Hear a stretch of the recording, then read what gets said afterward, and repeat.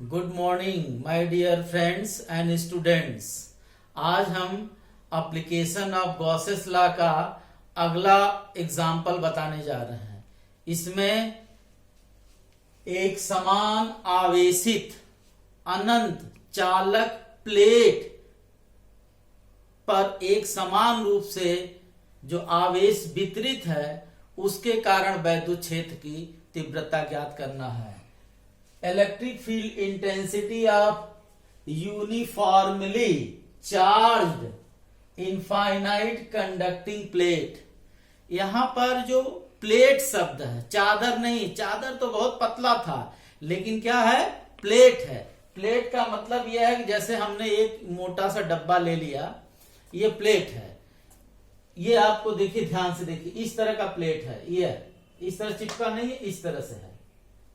अब इस प्लेट पर ये प्लस क्यू आवेश जो ये वाला एक समान रूप से वितरित है। अब इस आवेश के कारण काल्पनिक गासियन पृष्ठ पिल बॉक्स होगा। कहने का मतलब जो बेलनाकार गासियन पृष्ठ बनेगा उसका एक सिरा देखिए बाहर की तरफ है, लेकिन ये जो दूसरा सिरा है इसी प्लेट के अंदर है, प्लेट के बाहर नहीं है, प्लेट के अंदर। इस तरह से, इस तरह से, ये देखिए, क्लियर हो गई। इसका मतलब अब हमें केवल कितने पृष्ठ मिलेंगे, एक पृष्ठ ये मिलेंगे और एक पृष्ठ ये मिलेंगे। ये वाला पृष्ठ इसी प्लेट के अंदर है, इसलिए हम लोग इसको यहां पर कोई आवेश न होने के कारण वैद्युत क्षेत्र ई का मान 0 है। अब इस पर एक सूक्ष्म क्षेत्रफल वेक्टर डीएस लिया, वेक्टर डीएस लिया, और वेक्टर ई दोनों के बीच का कोण थीटा बराबर 0। दूसरा एक सूक्ष्म वेक्टर इसके इस वक्र पृष्ठ पर लिया, वेक्टर डीएस ये। चूंकि आवेश है क्यू के कारण वैद्युत क्षेत्र की तीव्रता इधर है, तो इनके बीच जो कोण बनेगा थीटा इक्वल टू 90 डिग्री। अब आपको हमने बता रखा है इसके बाद वैद्युत फ्लक्स के परिभाषा से फाई सफिक्स ई बराबर close surface integral vector E dot vector DS equal to close surface integral E DS cos theta, या फाई सफिक्स ई बराबर क्लोज सरफेस इंटीग्रल। अब हम फर्स्ट जो सब पृष्ठ है, फर्स्ट ई डीएस कॉस, इसमें थीटा का मान 0 डिग्री है, प्लस क्लोज सरफेस इंटीग्रल। अब सेकंड के लिए ई डीएस कॉस, यहां पर थीटा देख रहे हैं 90 डिग्री है, 90 डिग्री। फाई सफिक्स ई बराबर ई क्लोज सरफेस इंटीग्रल, यहां फर्स्ट हो गया, डीएस कॉस 0 की वैल्यू 1 है, 1 से मल्टीप्लाई करेंगे यही आएगा, और कॉस 90 का मान 0 होता है, तो 0 से मल्टीप्लाई करेंगे पूरी क्वांटिटी 0 हो जाएगी। फाई सफिक्स ई बराबर ई यस, ये हमारा समीकरण नंबर 1 हो गया।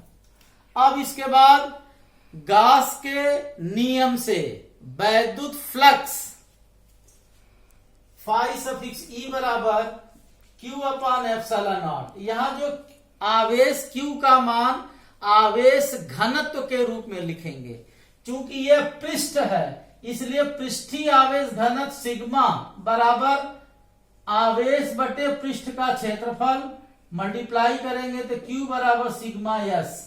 यहां पर जो क्यू है उसका मान हम लिख दें सिग्मा एस, लिख दिया अपान एप्सिलॉन नॉट। समीकरण नंबर 2।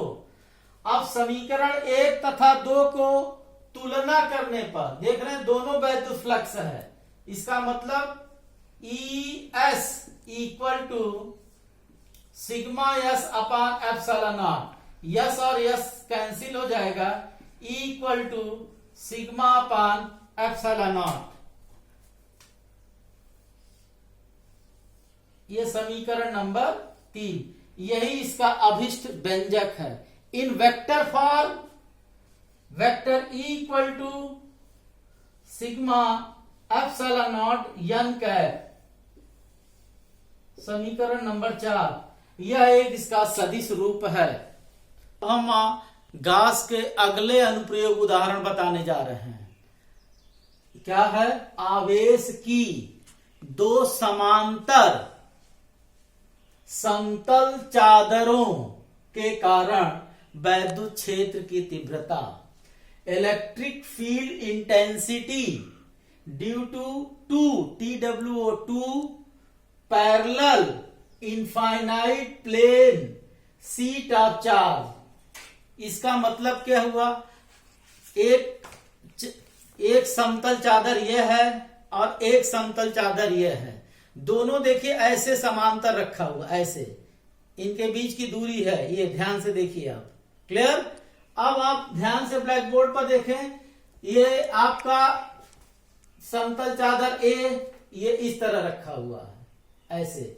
इस पर एक समान आवेश प्लस Q के कारण इसकी पृष्ठीय आवेश घनत्व सिग्मा है। अब दूसरा शीट जो है ऐसे है, इस पे प्लस Q आवेश के कारण पृष्ठीय आवेश घनत्व सिग्मा 2 है। अब ये दोनों आवेश इस तरह से पैरेलल रखा हुआ है। तो आप ध्यान से देख रहे हैं, इसके 3 क्षेत्र हुए, 3 रीजन हुए। फर्स्ट रीजन जो इस साइड में है, फर्स्ट हुआ। फिर उसके बाद आपका ये रीजन मध्य वाला हुआ। फिर उसके बाद ये आपका थर्ड रीजन जो बाहर की तरफ है। 3 रीजन हुआ। अब हम लोग इन तीनों रीजन में वैद्युत क्षेत्र की तीव्रता की मान ज्ञात करेंगे। जैसे हम पहला ये लेते हैं, पहला प्लेट। तो आप ध्यान से देखिए, पहला प्लेट में प्लस Q आवेश सब है, तो वेक्टर E1 वैद्युत क्षेत्र की तीव्रता इधर होगी। तो यहां पर लेते हैं तो ये E1 हो गया। इधर ही है पूरा लगा हुआ, इधर भी लेते हैं तो ये E1 हो गया। और इस साइड में वही आवेश है, प्लस Q इधर है, तो इधर इसका E1 हो गया।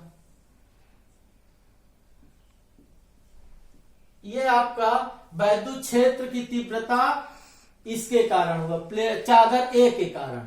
अब हम चादर B के कारण, ये दूसरा है, तो वैद्युत क्षेत्र की तीव्रता इसका भी इधर है, E2। अब इधर वाला फील्ड सब इधर लगेंगे, इस साइड में लगेंगे, तो यहां पर इसका इधर हो गया,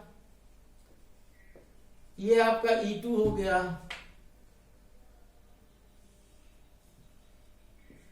ये भी आपका E2 हो गया। तो दो ध्यान ही देना है, यदि B वाला प्लेन शीट है आपका, तो वैद्युत क्षेत्र तीव्रता E2 का मान इधर होगा और इस साइड में E2 का मान यह हो गया। अब आप ध्यान से देखते हैं कि रीजन 1 में दोनों की दिशा इधर है, रीजन 2 में एक इधर है और एक इधर है, इसमें दोनों एक समान है। आपको पता है किसी आवेशित समतल चादर के कारण वैद्युत क्षेत्र की तीव्रता कैपिटल E बराबर सिग्मा अपान 2 एप्सिलॉन नॉट होता है, जहां सिग्मा पृष्ठीय आवेश घनत्व और एप्सिलॉन नॉट निर्वात की विद्युतशीलता है। इसी तरह हम अब रीजन फर्स्ट में लें, रीजन फर्स्ट में परिणामी वैद्युत क्षेत्र की तीव्रता E फर्स्ट, देखिए फर्स्ट लिखा, चूंकि दोनों की दिशा एक ही है तो वेक्टर के नियम से दोनों जुड़ जाएगा, E1 प्लस E2। और E1 इस फार्मूले से आपका sigma 1 upon 2 epsilon not plus sigma 2 upon 2 epsilon not ये लेंगे हम। इसमें से 1 अपान 2 एप्सिलॉन नॉट कॉमन, तो सिग्मा 1 प्लस सिग्मा 2, इसका मतलब E फर्स्ट में वैद्युत क्षेत्र की तीव्रता हो जाएगी 1 अपान 2 epsilon not sigma 1 plus sigma 2। ये आपका आ गया पहला। समीकरण नंबर 1। अब हम लोग रीजन सेकंड के लिए लेते हैं। आप ध्यान से देखिए, रीजन सेकंड में वैद्युत क्षेत्र की दिशाएं अलग अलग हैं और हम ये मान ले रहे हैं सिग्मा 1 ग्रेटर देन सिग्मा 2, मतलब वैद्युत क्षेत्र E1 is greater than E2। तो इसमें परिणामी वैद्युत क्षेत्र की तीव्रता E second equal to E1 minus E2। Minus करेंगे क्योंकि दिशाएं विपरीत हैं, इसका हो जाएगा आपका, इसमें से कॉमन लेंगे तो 1/2 epsilon not sigma 1 minus sigma 2, समीकरण नंबर 2 ये हो गई आपकी। अब हम लोग रीजन थर्ड के लिए लेते हैं। थर्ड में आप ध्यान से देखिए, दोनों की दिशाएं एक तरफ है, इसलिए नेट परिणामी वैद्युत क्षेत्र की तीव्रता E थर्ड बराबर E1 प्लस E2, दोनों को वैल्यू रख दें, कॉमन ले लें तो 1/2 epsilon not sigma 1 plus sigma 2, ये आपका समीकरण नंबर 3 हो गया। ये आपका अभिष्ट सूत्र हो गया दो आवेशी समतल चादर के कारण। अब इसके बाद इसके अगला बताएं। अब इसके बाद इसका नोट नंबर 1, यदि दोनों आवेशी चादरों पर समान आवेश हो तो पृष्ठीय आवेश घनत्व सिग्मा 1 बराबर सिग्मा मान लिया हमने। अब समीकरण 1 से E फर्स्ट डैश कर दे रहा है, ये दोनों रखेंगे तो 1/2 epsilon not sigma plus sigma बराबर 2 सिग्मा, ये कैंसिल हो जाएगा।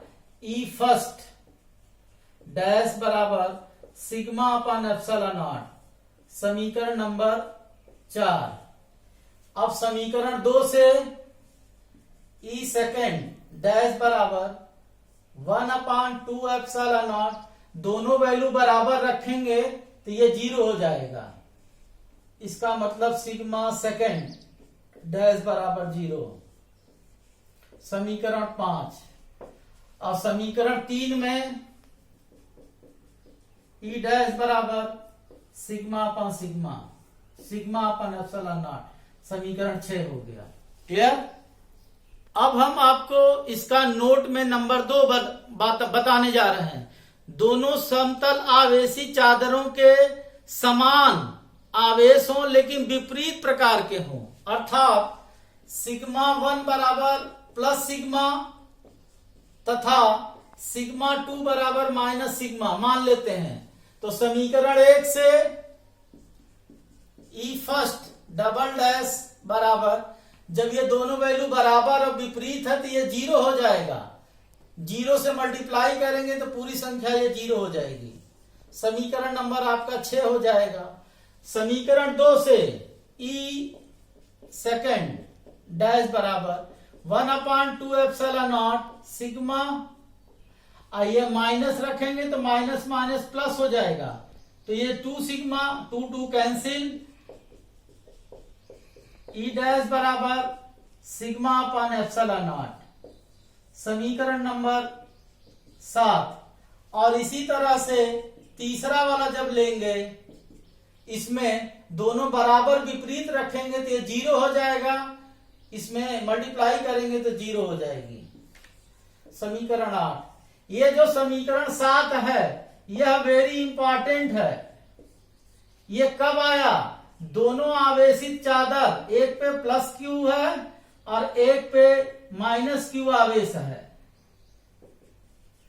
तो इधर वैद्युत क्षेत्र का मान 0 होगा, इधर वैद्युत क्षेत्र का मान 0 होगा, केवल बीच में कितना होगा वैद्युत क्षेत्र बराबर सिग्मा अपान एप्सिलॉन नॉट। ये जो प्रॉपर्टी है जो हम अगला चैप्टर आपको पढ़ाएंगे संधारित्र कैपेसिटर, उसमें भी एक प्लेट पॉजिटिव होता है दूसरा प्लेट निगेटिव, और उसके वैद्युत क्षेत्र का में यही फार्मूला वहां लगाएंगे, इसीलिए बहुत इंपॉर्टेंट है। इस YouTube चैनल को आपको देखने के लिए बहुत बहुत धन्यवाद। मेरे इस YouTube चैनल को आप लोग लाइक करें, शेयर करें और सब्सक्राइब अवश्य करें। पुनः बहुत बहुत धन्यवाद।